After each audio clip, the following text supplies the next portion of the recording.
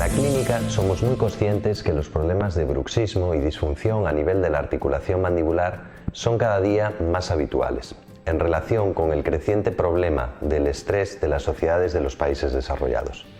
Por eso, hemos complementado el tratamiento de la célula de descanso nocturna con un protocolo de atención integral a estos pacientes basados en la incorporación de la tecnología de tecarterapia intraoral de Cap Energy. Tratamos pacientes con dolores a nivel de los músculos masticatorios, a nivel de la articulación mandibular, en la zona de las cervicales, cefaleas y dolores de cabeza, y lo hacemos con éxito.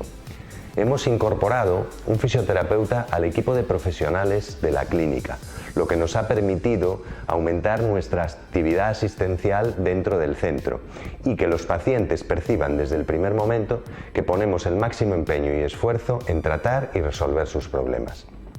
Lo hacemos a través de un protocolo de sesiones que son rápidas y sencillas de aplicar para el profesional y que además son indoloras, cómodas y relajantes para el paciente. En estas sesiones se divide el tiempo en unos 20 minutos de terapia extraoral aplicada a nivel facial y cervical y unos 15 minutos gracias a la tecnología de tratamiento intraoral de Cap Energy.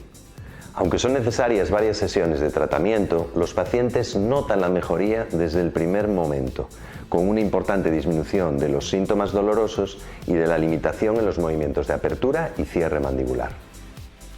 Incorporar la tecnología de tecarterapia intraoral de Cap Energy nos ha permitido desarrollar un protocolo de atención integral para los pacientes bruxistas y con problemas en la disfunción del ATM.